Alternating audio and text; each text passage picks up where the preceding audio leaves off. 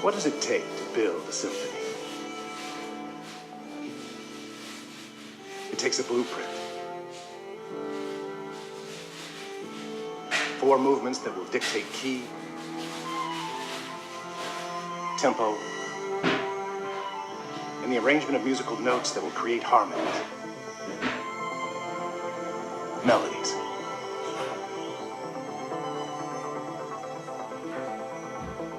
It takes an orchestra.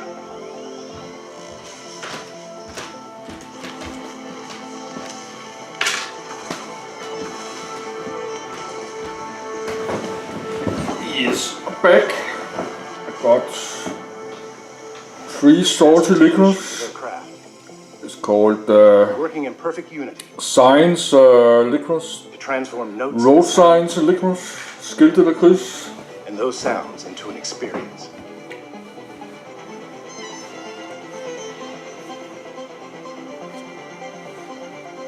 But most of all,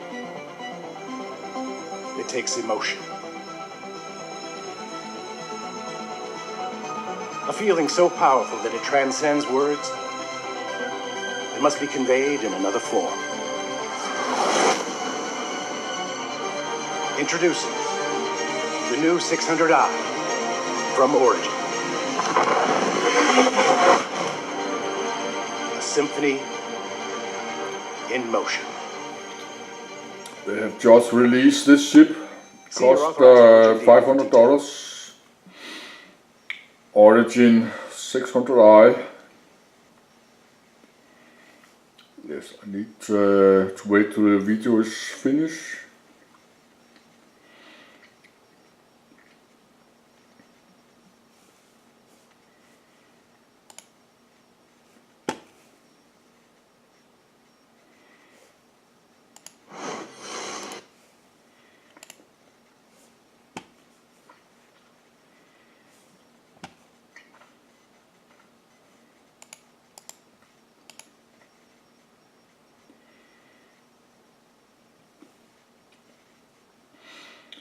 No, I don't think King Conqueror will be online today.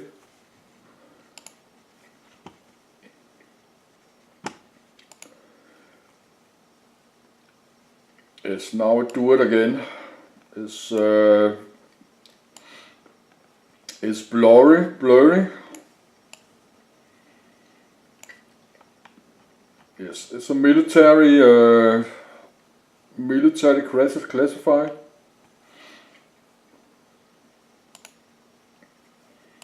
All on one. Protoplanets, a protoplanet lowly charted by the system's sun.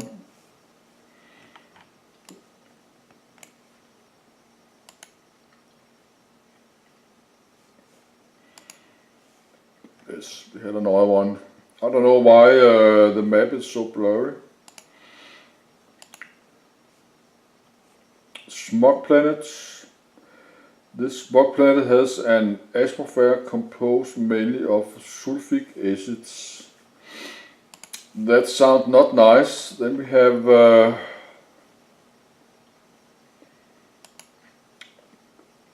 this one, Orion number 3, habitat yes. Terrestrial rocky, the site of the first Vandal attack against humanity. Armitage has a growing, yes, Armitage, that's the name of the planet. Armitage have a growing population and pastures capable of agriculture development prior to the attacks. Now the planet is a wasteland of abandoned human settlements and plains pockmarked by blaze craters.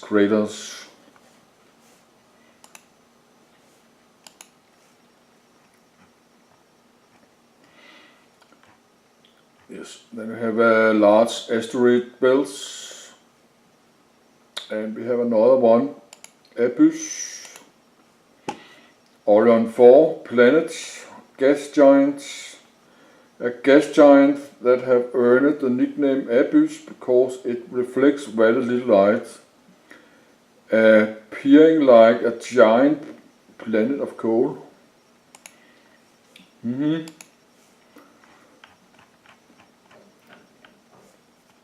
Yes, let's see what they say about that. Orion system.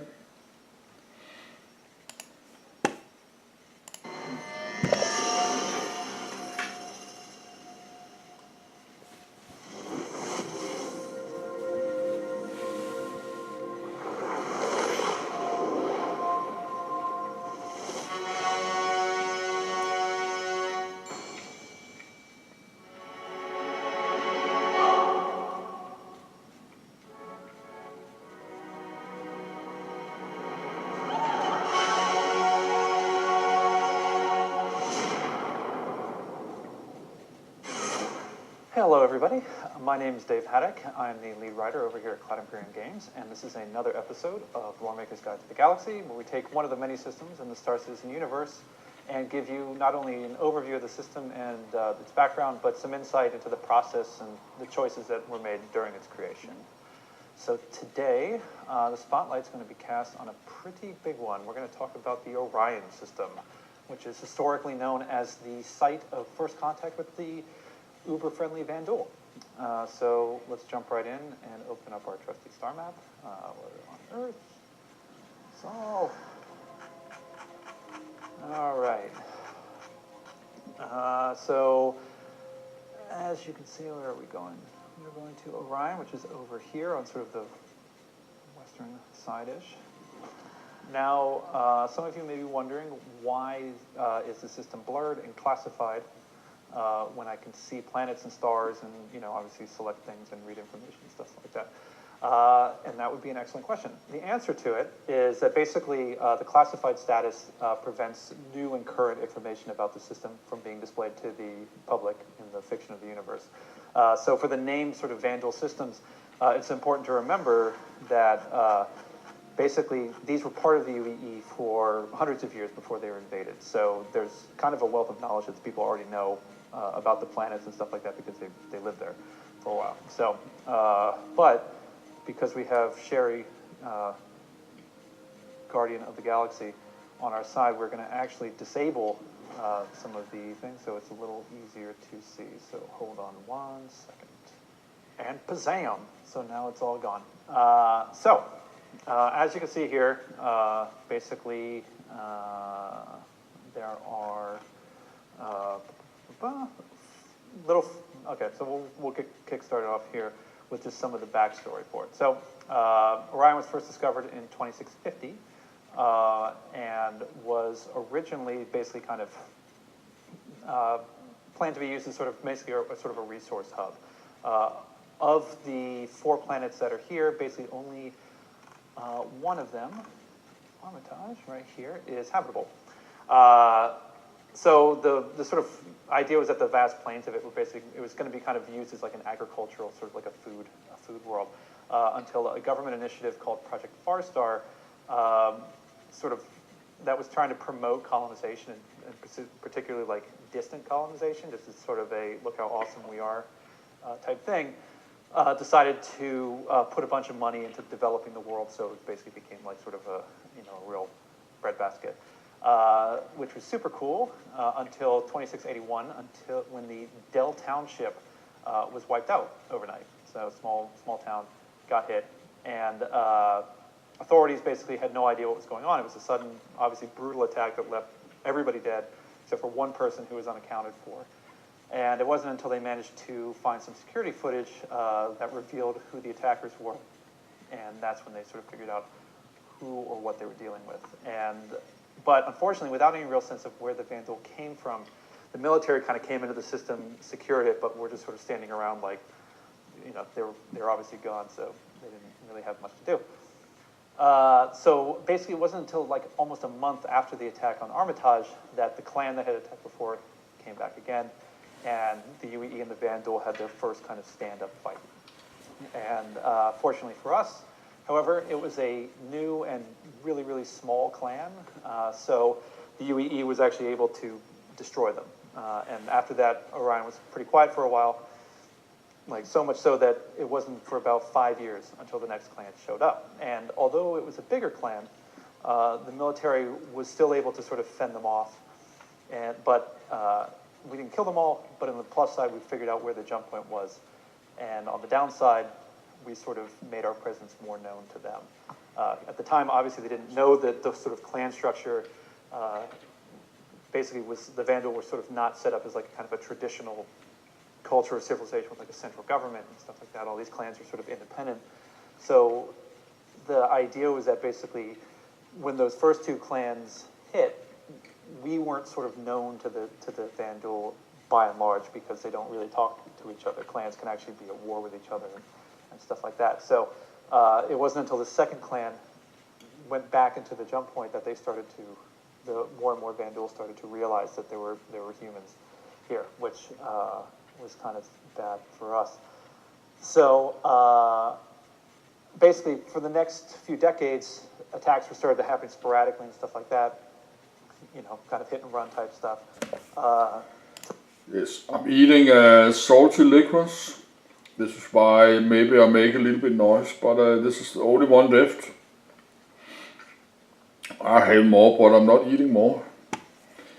Yes, I like to watch this, but I think I will watch some Netflix or something because that's many hours. I have recorded 4.5 hours today of this, so that's too many names, too many information. I cannot remember all this.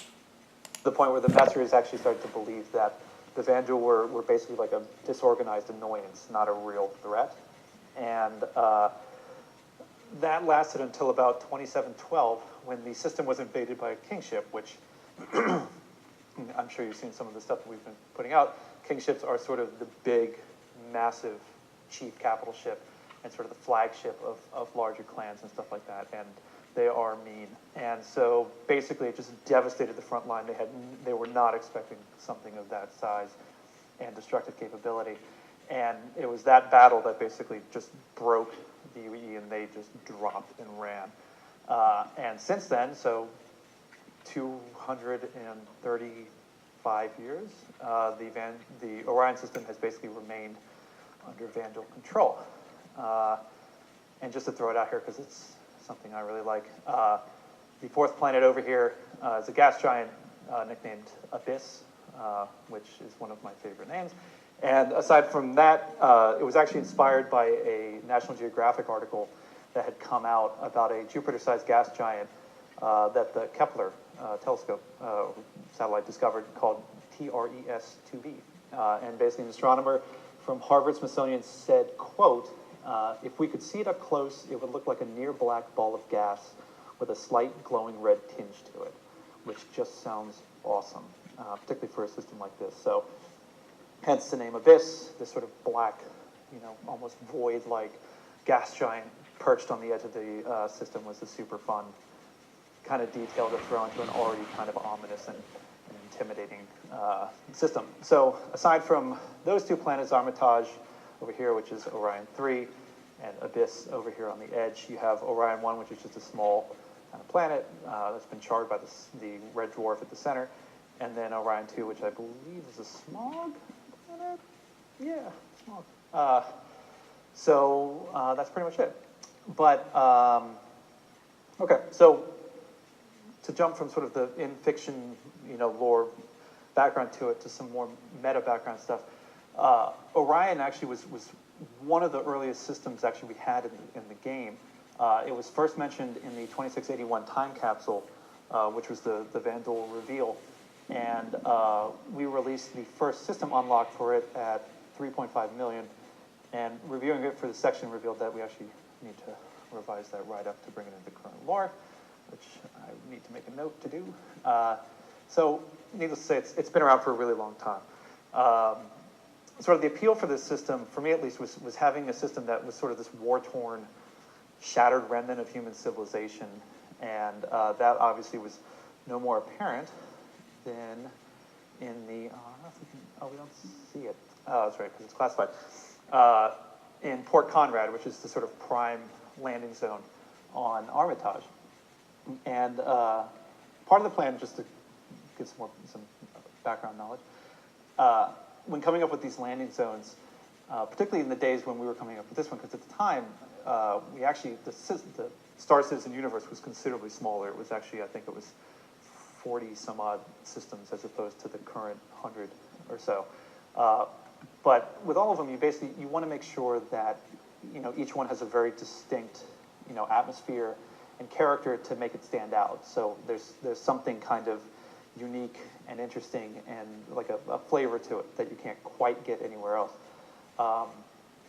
And it's also one of those things that you have to look at it from multiple perspectives too. So it's not only like what makes it visually distinctive, but what types of stories will you experience there?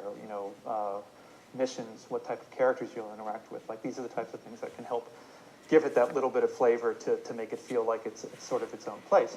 And so already from the jump, basically, like Port Conrad was going to be a very different type place, particularly the other ones that we had already put together. And because it had that sort of post-apocalyptic feel to it. Because the idea was that basically when the UEE abandoned the system, and remembering, of course, that this was during the Messer era, so people weren't really high on their list of priorities. Basically, when the military abandoned the system, they just ditched a bunch of the civilians when they ran. So basically, there were people that were and still are living here, despite the presence of Vandal. And I always kind of saw it as like sort of a weird bunch of like ragtag outsiders and lunatics and outlaws and stuff like that. Since they've effectively been living on their own and under constant threat of attack, there was also this idea that like, how would the city need to be modified to protect? Because basically at a moment's notice, like Vandal could kind of just roll into the system, start churning up some resources and leave, and you don't want to let them know that you're there because they don't tend to look kindly on squatters. So, it's the question, it's like, start these discussions of like, do buildings kind of like seal up, or do they have these sort of things that make them look abandoned and stuff like that? These are things that are kind of still getting discussed, and we'll see what we can kind of get away with. And again, it's probably important to reiterate that these initial system write-ups have been around for a while. So once the team starts to focus on Orion, for active development, things might expand or shift slightly, but the important thing to remember is that the flavor of it, the character of the system, will be the same. So even though the specifics might be a little bit more fluid, this is the kind of the hook, if you call it that, into the system itself. So yeah, that's it for Orion. Thank you all for hearing me ramble. Big thank you goes out to the subscribers, of course, for allowing us to do this epic content. As always, I recommend that you wander around the star map if you like seeing the various systems of the Star Citizen universe and get a sense of that sort of flavor of the worlds and the landing zones and stuff like that. And it's just, it's pretty as hell, so it's just cool to kind of, wander around in. The star map, of course, is accessible via the Star Citizen tab on the top of the homepage. So if you're having difficulty finding it, that's where it is. But yeah, my name's Dave Haddock. This has been Lore Maker's Guide to the Galaxy, and I'll see you next time. Thank you for watching. So if you want to keep up with the latest and greatest in Star Citizen, this is product Chris portfolio Roberts. development, please follow us on our social media channels. See you soon.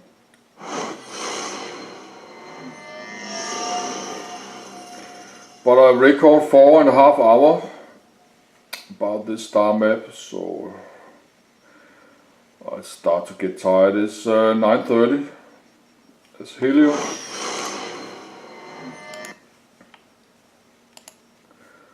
Give it a like and save it.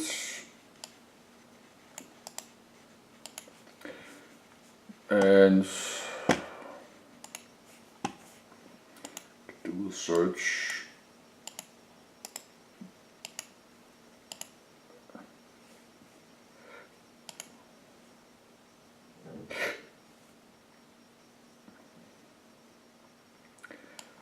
That was a big planet, big sun, a blue star. Yes, but I would like Sita Rose getting online, but I think he's from the United States, so he could get online 2 a.m. in the night, Danish time.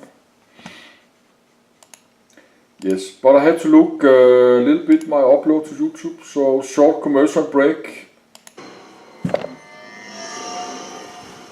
I think my upload is running, but I have to check. Oh yes, I have to say this is my ship.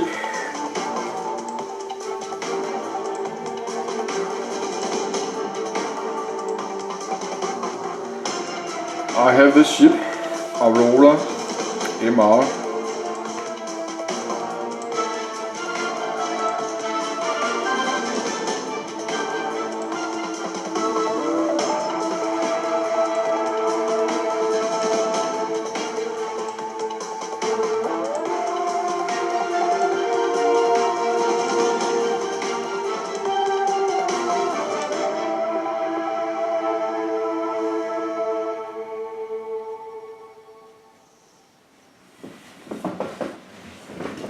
Yes, so check my uploads.